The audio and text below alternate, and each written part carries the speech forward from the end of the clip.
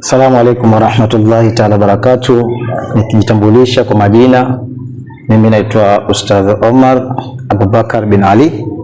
Mimi ni mzaliwa wa Kwale na nimesomea Riyadha au Markaz Habibi Swaleh Riyadha Lamu, na sasa hii niko hapa Kilifi kuifanya kazi ya dawa.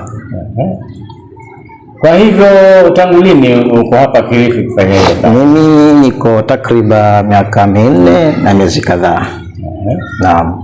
Na sasa kwa hivyo hapa wewe umekuja kivipi hapa Masangoni, sasa ndio kitakambi hapa ama ilikuwaje hasa? Na mimi baada ya kutaharaji kumaliza kusoma nafikiri bila shaka alikuwa nikifanya kazi ya dawa pamoja na walimu zangu, lakini miongoni mwa walimu zangu ni watu ambao kwamba wana grupu.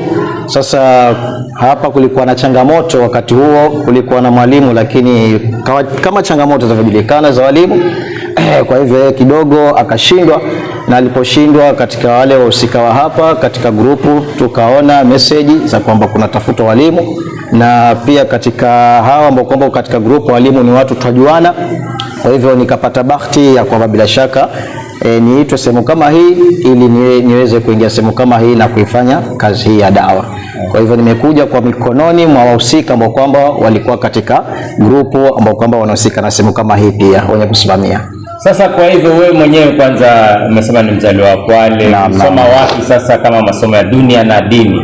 Mimi masomo ya dini nimesoma Riyadha au Markaz Habibi Swaleh.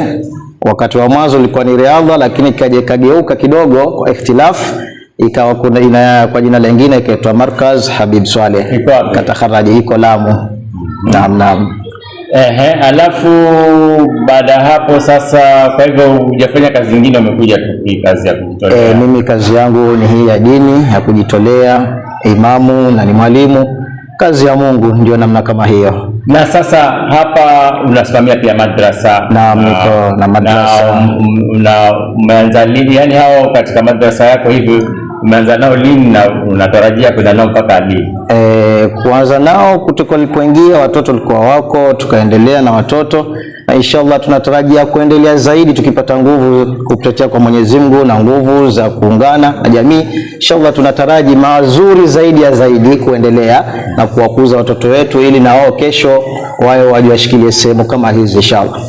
Nikirejea hapo kwa changamoto, wewe binafsi mwenyewe una tajriba gani ama unasemaje kuhusu hali ambazo unaona ni ngumu kabisa zimekukabili hapa Masangoni, wewe mwenyewe binafsi na pia kwa jamii ya hapa? Naam, kusema kweli changamoto ni nyingi.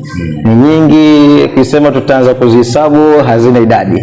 Lakini tu ni kwamba yote ni kujipatia moyo na kumtegemea Mwenyezi Mungu zaidi, lakini changamoto ziko. Mathalan tutapata kama masala ya sisi walimu takriban, maana si mimi peke yangu, ni walimu wengi. Tutapata masala ya kujisaidia katika kupatiwa zile khidma za kujisaidia, namna kama hiyo inakuwa ni shida, ni hivi na vile, lakini ndio namna ambavyo kwamba tunavyokipata, basi haya tukipokea tupata tuendelea mambo mengine. Lakini changamoto ni nyingi.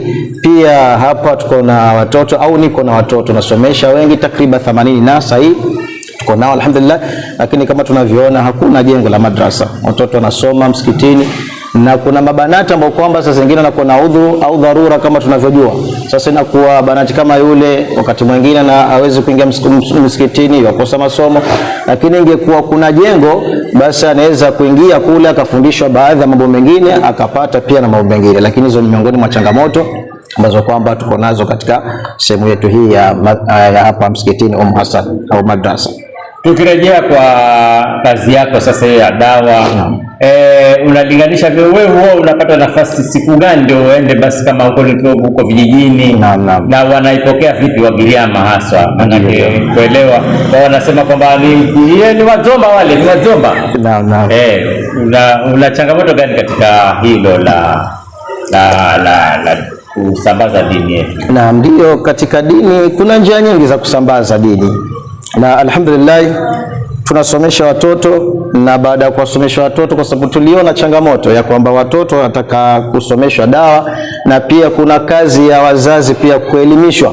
Sasa katika dawa yetu kubwa ambao kwamba au dawa kubwa ambao kwamba naifanya ni kuwafundisha watoto, alafu na wazazi, kujengana pamoja na wazazi nao wale ambao kwamba tutafundishana pia, tutajaribu nao kuwatoa katika maboma yao ambao kwamba wako, kwa sababu kuna jamii wanaishi Waislamu wasio kwa Waislamu. Kwa hivyo tunawapatia hiyo kazi pia, kile wanachokipata pia nao wanafikishia wenzao kule, ili baada ya hapo huenda insha Allah ikawa kidogo watu wanachangamka. Kama tukisema kwamba tutatoka tuingie sehemu baada ya sehemu, ndio huo wakati mwingine wakija ndugu zetu wa tabligh watu wafanya namna hii, lakini pia wao kuna changamoto. Utapata kwingine ukiingia unatukanwa, wengine ukisimamisha mtu basi maneno, lakini twajaribu sasa kufanya ile dawa ili tusiingie katika sehemu zingine na ikapatikana kama ni vita. Tunatumia watoto na hawa wazazi wetu kwamba tuko nao Waislamu, na hawa nao wanafikisha katika yale maboma yao, na alhamdulillah mpaka sasa tutaona kwamba hiyo kazi inafanyika, na wallahi alhamdu tutaona sasa kwamba bila shaka tuko pamoja katika msingi kama huo. Mwisho kabisa, sijui kama una ushauri gani ama nasaha gani kwa wakazi wa huku na Waislamu kwa ujumla? Katika nasaha yangu zaidi ni kwamba tu watu wa Masanjeni tushikamane sana na kazi yetu hii ya dini na kazi yetu ya dawa, kwa sababu asa huenda mbeleni insha Allah tutarajia na nia mzuri tuje tupate walimu, tuje tupate mashekhe na watu tofauti, na si elimu tu ya madrasa peke yake, hata maskuli pia. Watu wafanye bidii, tushikamanane, tupate madaktari wetu, tupate kadhaa, kwa sababu mara nyingi utapata kuna mambo mengi huwa yanarudi nyuma, ni kwa sababu tu kwamba vijana wetu iwapo hawakupata mwelekeo, ndio utapata watu wengine wageni, ndio mtu akija anaweza kafanya kitu anachotaka. Lakini wapo mtoto wetu wa hapa mathala amesoma, ni mwalimu, ni imamu, ni kadhaa, zile changamoto pia zitakuwa ni zenye kupungua, kwa sababu pata daktari yuko, pata shekhe yuko, kutonekana na mwamko fulani. Lakini itakapokuwa tu ni mwalimu wakuja, mara zingine anaondoka, tutapata bado changamoto zile za kidini zarudi nyuma siku zote, hatuendelee mbele maisha. Lakini itakapokuwa watoto wajengwe, tushikamaneni, tuwasomeshe watoto, tusaidianeni, baada ya hapo inshallah tutapata madaktari, tutapata hata maprofesa, tuweza tukapata kwa uwezo wa Mwenyezi Mungu, na ndio kupanuka katika sehemu yetu hii ya Masanjeni. Huo ndio ushauri wangu kwa upande wa watu wa Masanjeni na wazazi kwa jumla. Coco FM, ladha ya Pwani.